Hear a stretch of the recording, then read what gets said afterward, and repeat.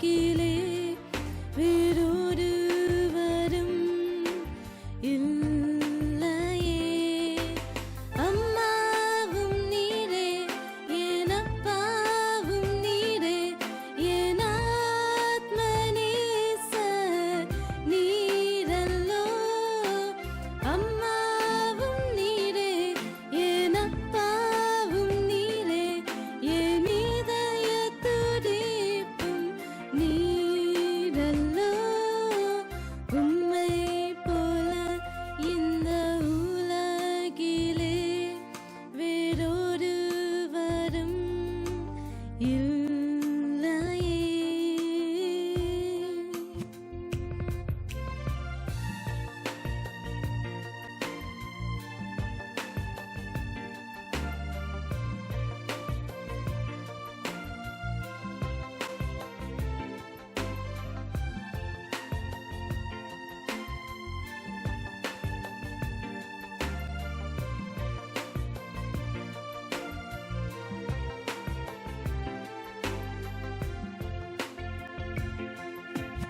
அன்பை தேடி நான் அலைந்து திரிந்தேன்.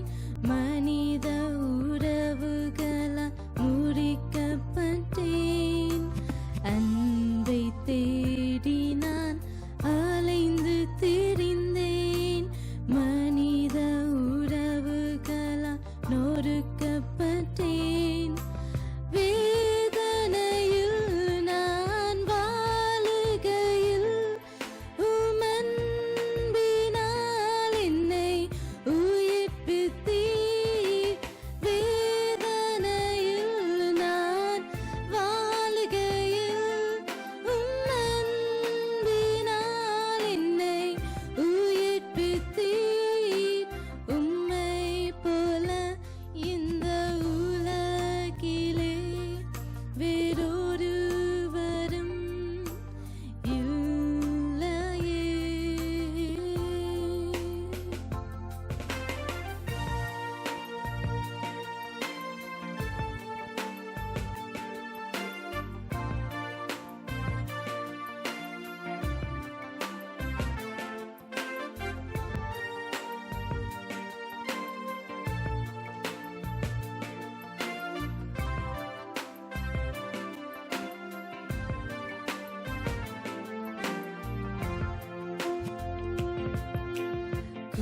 குழப்பமான சில நேரங்களில் கேள்விகள் அநேகம் எழுகையில். குழப்பமான சில நேரங்களில் கேள்விகள் அநேகம் எழுகையில். உம் ஞானத்தினால் என்னை வழிநடத்தும். உம் சமூகத்தில் என்னை பலப்படுத்தும். ஞானத்தினால்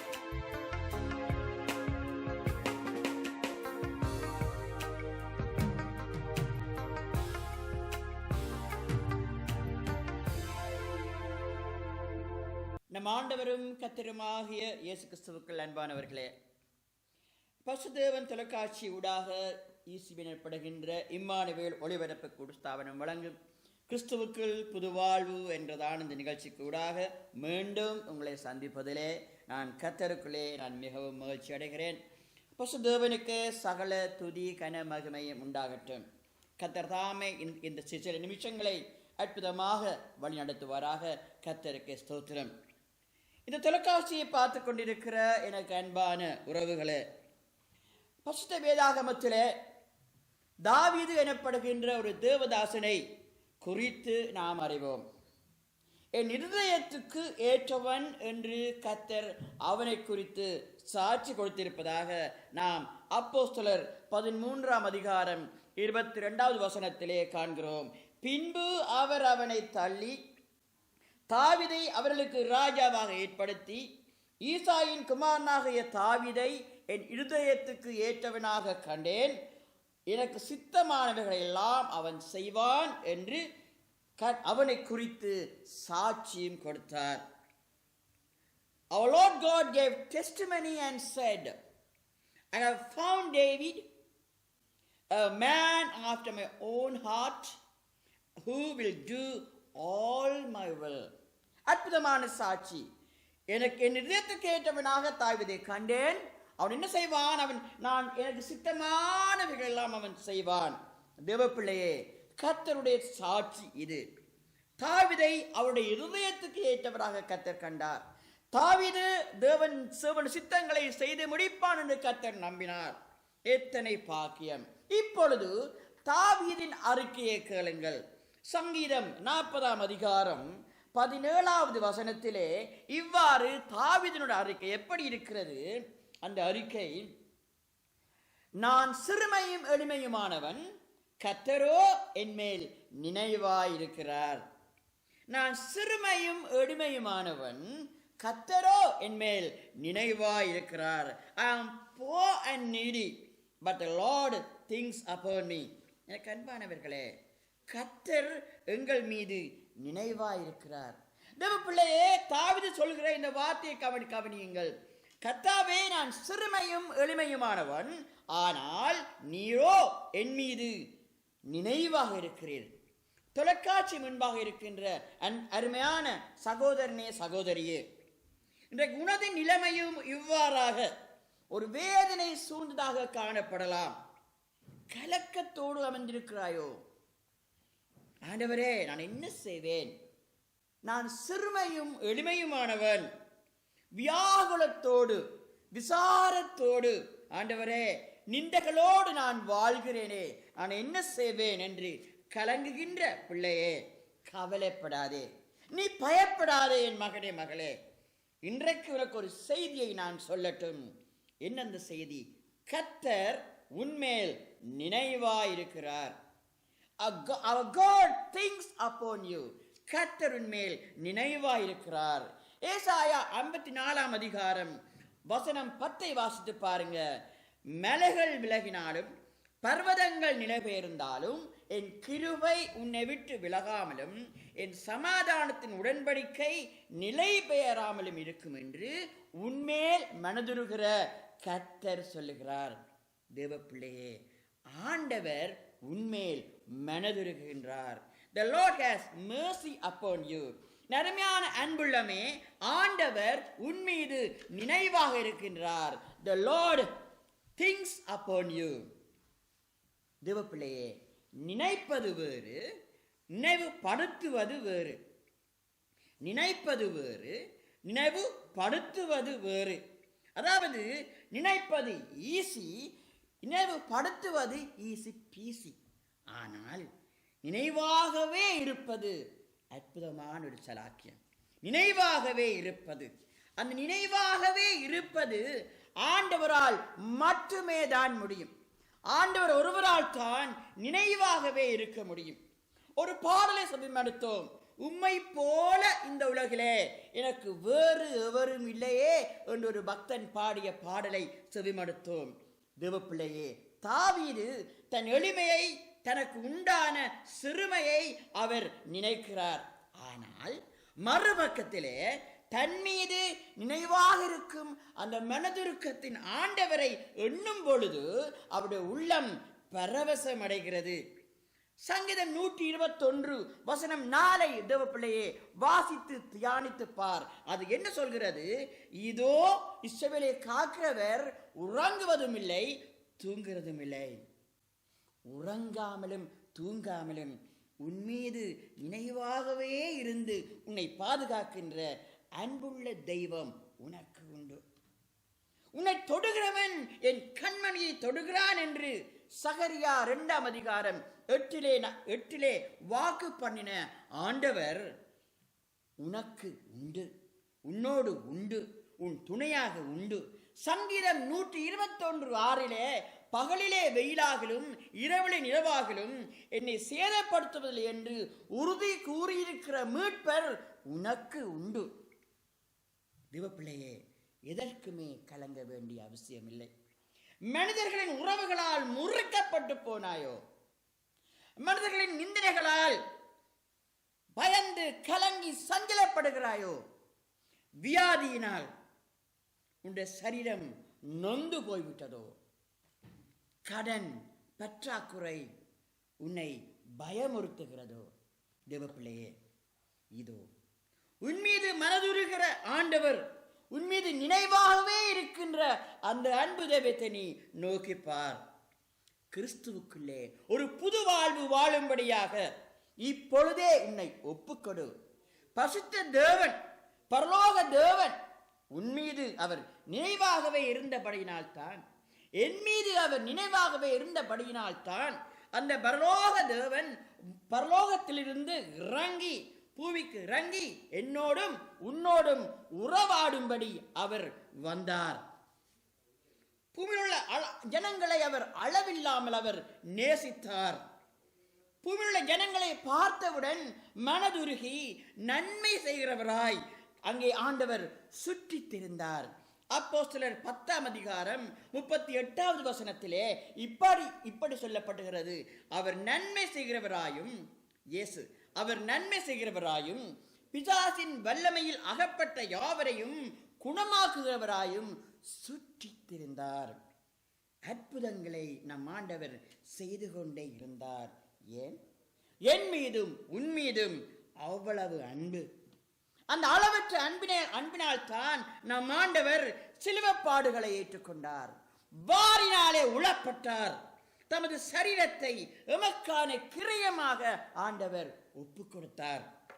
சிலுவையிலே வதக்கப்பட்டு அறையப்பட்டு அவமான சின்னமாக அரை நிர்வாணமாக காட்சி அளித்த நிலையிலும் எங்கள் நினைவாகவே நம் ஆண்டவர் இருந்து எங்கள் பாவங்களை மன்னிக்கும்படி அங்கு பரலோக பிதாவினிடத்திலே மன்றாடினார்.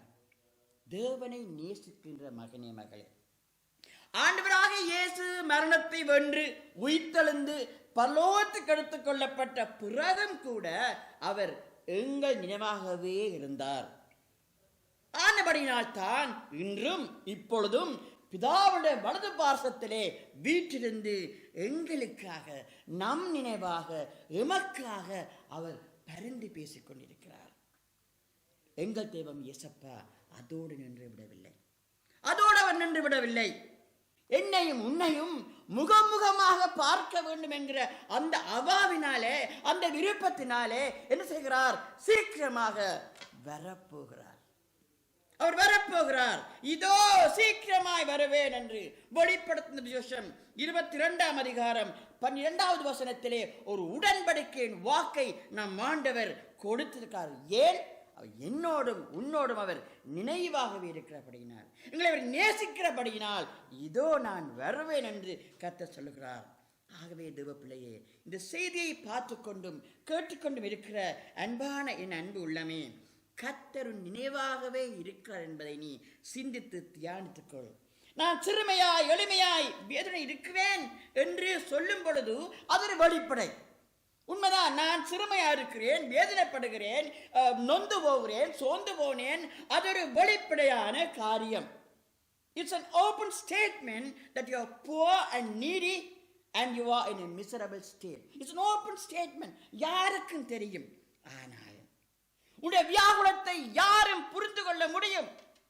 ஆனால் கர்த்தரோ என்மேல் நினைவாகவே இருக்கின்றார் என்று நீ அறிக்கை செய்யும் போது அது ஒரு மிகவும் பெரிதான விசுவாசம்.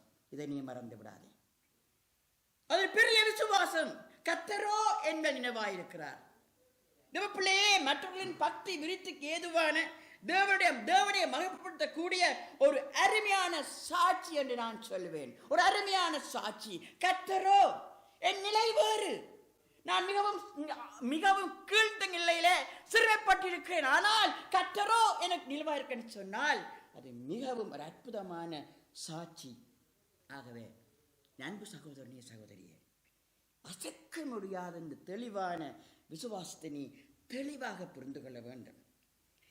இந்த விசுவாசம் உன் ஆத்மாவிலே தெளிவாக இருக்குமானால் எத்தகைய சூழ்நிலை நீ கலங்கவே மாட்டாய். நீ கலங்க போவதில்லை.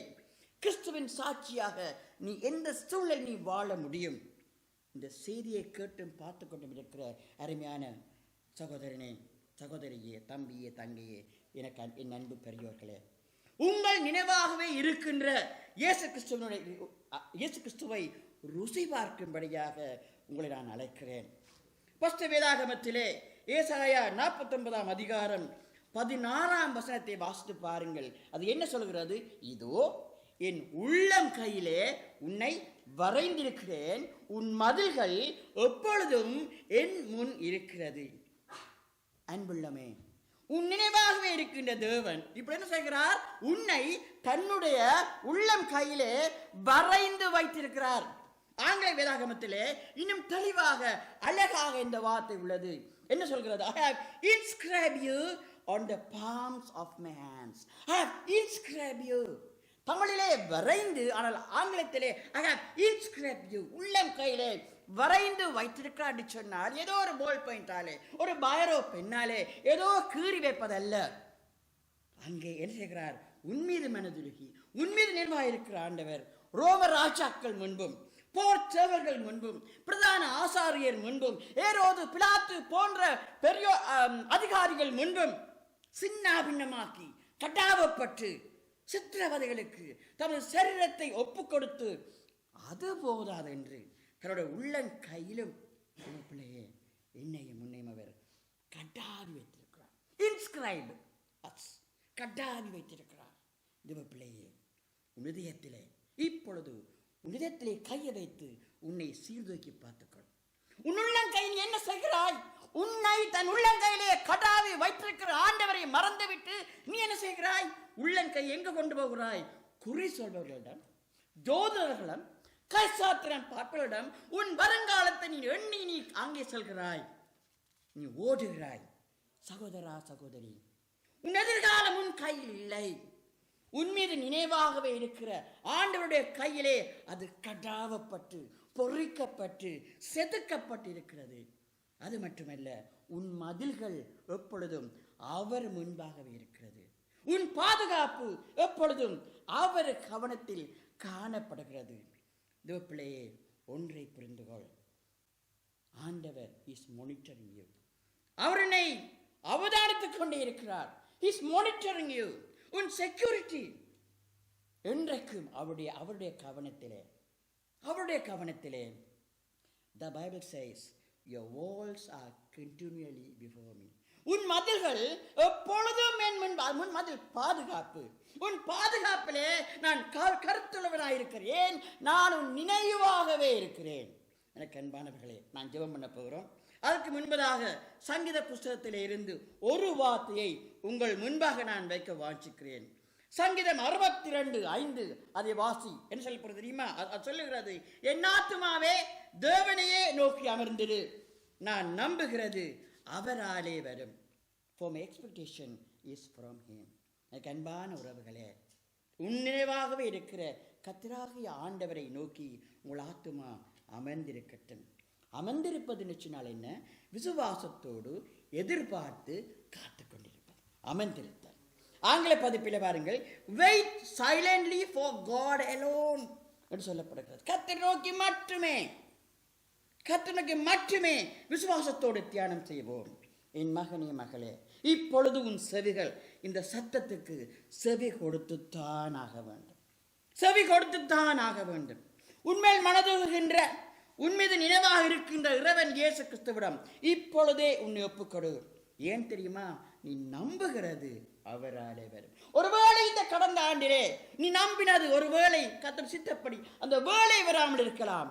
ஆனால் 2011 ஆண்டிலே நீ நம்புகிறது அவராலே வரும். அன்புள்ளமே, தேவ பிரசன்னத்திலே உன்னை அர்ப்பணிக்கும் பொழுது ஒரு சாட்சியை தேவநாமத்தின் மகிமைக்காக உன் பக்தி விருத்திக்காக உற்சாகப்படுத்தும்படி சொல்லி நான் ஜபிக்க விரும்புகிறேன். ஒரு சிறிய சாட்சி. ஆப்பிரிக்க தேசத்திலே அமெரிக்க நாட்டவர்களான மிஷனரி குடும்பம் ஒன்று ஊழியம் செய்து வந்தார்கள். ஊழியர், அவருடைய மனைவி, 10 வயது மகன், 4 வயது சிறிய மகன். இவர்கள் ஆப்பிரிக்க தேசத்திலே மிஷனரி ஊழியம் செய்து வந்தார்கள். ஒரு தடவை வீட்டில் இருக்கிற பொழுது இந்த 4 வயது சின்ன மகன் என்ன செய்கிறான்? தன் வீட்டில் இருக்கிற ஒரு ஆங்கில ஒரு மேகசின் அதை அவன் எடுத்து புரட்டி படங்கள் பார்த்து கொண்டிருக்கிறான். அந்த இடத்திலே ஒரு ஒரு ஒரு பக்கத்திலே ஒரு அழகான ஒரு பிங்க் டைனோசர், அதனுடைய படத்தை இந்த சின்ன மகன் கண்டு அதை மிகவும் வாஞ்சித்தான். உடனே தன்னுடைய அம்மாவிடம் போய், அம்மா, இது இப்படியான ஒரு பிங்க் டைனோசர் டாய் என்றை எனக்கு வாங்கித்தாங்கம்மா என்று அங்கே தாயை இந்த பிள்ளை கேட்கிறான். தாக்கு தெரியும் தாங்கள் வசிக்கிற ஆப்பிரிக்க தேசத்து அந்த சூழலிலே இப்படிப்பட்ட காரியத்தை வாங்க முடியாது என்று தாக்கு தெரியும். ஆனாலும் இந்த ஞானமுள்ள அம்மா என்ன செய்கிறா? தன் மகனை பார்த்து, மகனே, my son, pray to Lord Jesus, he will provide you. நீ ஜெபம் பண்ணி இயேசுவை பார்த்து அவர் உனக்கு தருவார் என்று இந்த அம்மா சொல்லிட்டா. ஆண்டவர் இயேசுவும் ஜெபம் பண்ணு. இந்த 4 வயது பையனும் அம்மா சொல்லுக்கு கீழ்ப்படைந்தான். என்ன செய்கிறான்? கரங்களை கூப்பி தான் ஜெபம் பண்ற நேரமெல்லாம் அந்த பிங்க் டைனோசர் தாரும் இயேசப்பா என்று சொல்லி இஸ் பிரேயிங். இப்படியாக 10 மாதங்கள் கடந்து விட்டன. இவனும் ஜெபம் பண்ணுகிறான். 10 மாதங்கள் கடந்து விட்டன. கிறிஸ்மஸ் சீசன் வந்தது. நத்தார் பண்டிகை காலங்கள் வந்தது. இந்த ஆப்பிரிக்காவிலே ஊழியம் செய்கிற மிஷனரி குடும்பத்துக்கு அமெரிக்காவிலே ஒரு அமெரிக்க குடும்பம் நல்ல நண்பர்கள். அதாவது இந்த மிஷனரி குடும்பத்தால் அமெரிக்காவிலே ஆண்டவரை பற்றி சொல்லி ஆண்டவருக்குள்ளே வந்த ஒரு அமெரிக்க குடும்பம் என்ன செய்கிறார்கள்?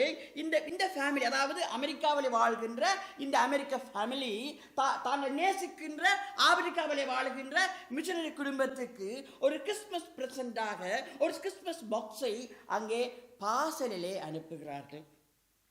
ஒழுங்காக டிராக் பண்ணப்பட்டு அந்த பார்சல் அங்கே ஆப்பிரிக்காவிலே வந்து சேருகிறது. என்ன செய்கிறார்கள்? அங்கே தாயானவள், அந்த மிஷனரி அம்மா, அந்த பார்சலை அங்கே பிரித்து அந்த பொருட்களை பார்த்த பொழுது இந்த சின்ன பையன் ஒரே துள்ளி குதித்தானாம். சந்தோஷத்தாலே குதித்தான். அங்கே நீங்க Modi praise the Lord, thank you Lord, thank you Jesus என்று சின்ன 4 வயது பையன் சொல்லுகிறான். என்ன தெரியுமா அங்கே என்ன இருந்தது? இந்த பார்சலை பிரித்து அங்கே ஏற்கனவே அங்கே போதகர், அவருடைய மனைவி, 10 வயது பையன், 4 வயது பையன், 4 பேருக்கும் செப்பரேட் இண்டிவிஜுவல் கிஃப்ட்ஸ் அங்கே ரேப் பண்ணி வடிவா அடுக்கி இருக்கு. அதுக்கு மேலே ஒரு பிங்க் டைனோசர் பிளாஸ்டிக் டாய் ஒன்று அதுக்கு மேலே வைக்கப்பட்டிருந்தது. தேவப்பிள்ளையே, உன் மீது நினைவாகவே இருக்கிற ஆண்டவர். நீ நம்புகிறது அவராலே வரும். என்ன நடந்தது? அமெரிக்காவில் இருக்கிற குடும்பத்துக்கு இந்த சின்ன 4 வயது பையனுடைய அந்த பிங்க் டைனோசர் டாய் விருப்பமோ அல்லது அதற்காக இந்த சின்ன பையன் ஆண்டவரிடத்திலே ஜெபிக்கிற ஜெபமோ அந்த அமெரிக்காவில் இருக்கிற அந்த குடும்பத்துக்கு அறிந்திருக்க நியாயமே, நோ சான்ஸ் அட் ஆல், நியாயமே இல்லை. என்ன நடந்தது? அந்த பார்சலை ரேப் பண்ணி அங்கே போஸ்டர்ஸிலே கொண்டு போடும் முன்பதாக இந்த அமெரிக்காவில் இருக்கிற அந்த தாயானவள் தனக்கு இருக்கிற பெண் குழந்தைக்கு அன்று காலை மெக்னால்டிலே போய் ஹாப்பி மீல் வாங்கியிருக்கிறார். அந்த ஹாப்பி மீலோடு கொடுக்கப்பட்ட அந்த பிளாஸ்டிக் அந்த டைனோசர், அந்த பிங்க் பிளாஸ்டிக் டைனோசர் டாயை இந்த அன்பு தாய் இருக்கிறார் தன்னுடைய போதகரான 4 வயது பொடியன் விளையாடுவான் என்று சொல்லி அதுக்குள்ள ஜஸ்ட் ட்ராப், அவ்வளவுதான். பேக் பண்ணிக்குள்ள அதுல கிடந்த எடுத்து இதுக்கு ட்ராப் பண்ண, அவ்வளவுதான். ஆனா தேவ பிள்ளையே, உன் மீதும் என் மீதும் நினைவாயிருக்கிற ஆண்டவர் என்ன செய்கிறார்? அங்கே ஜெபத்தை கேட்கிறார். தேவப்பிள்ளையே, அந்த ஆண்டவர் பாருங்க, அந்த 4 வயது பையன் கேட்ட அந்த ஜெபத்தை அவர் கனம் பண்ணி தேவப்பிள்ளையே அங்கே அந்த பிங்க் டோயை அனுப்பி வைக்கிறார். இப்பொழுது உனக்கு நான் ஒரு காரியம் சொல்லட்டும். அதாவது இந்த பையனை கர்த்தர் ஆசீர்வதிப்பதற்கான காரணம் 2. ஒன்று என்ன? இந்த சிறு பையன் தன் அண்ணாவின் வார்த்தைக்கு கீழ்ப்படிந்தது. கீழ்ப்படிவு முக்கியம். ஏதோ செய்திகளை கேட்கிறோம், எல்லாத்தையும் கேட்கிறோம், அப்படி அல்ல தேவப்பிள்ளையே, கீழ்ப்படுதல் முக்கியம். அம்மாவின் வார்த்தைக்கு 4 வயது பையன் கீழ்ப்படிந்தான், ஜபித்தான். 2வது 10 மாதங்கள் அவன் ஜபித்திருக்கிறான். பாருங்க, 10 மாதங்கள் ஆண்டவரே provide me pink plastic towel.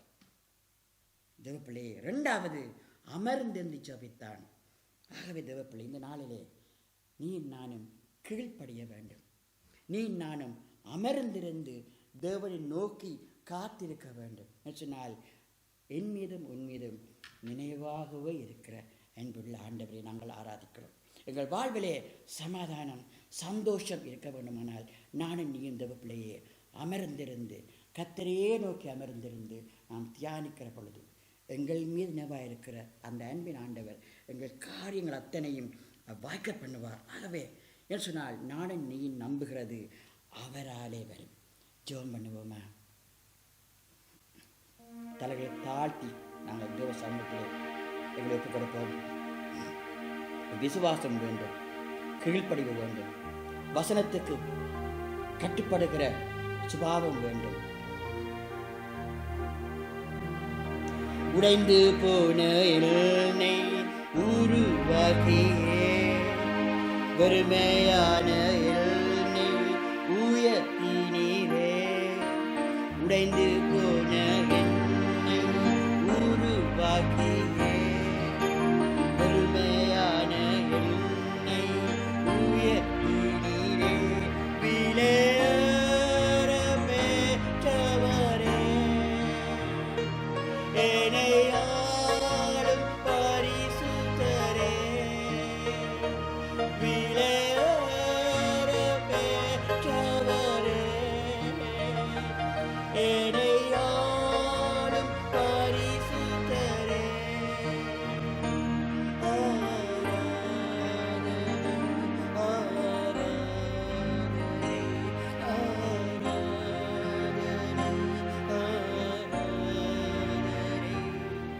என் செல்லம் நீங்கதான் இயேசையா,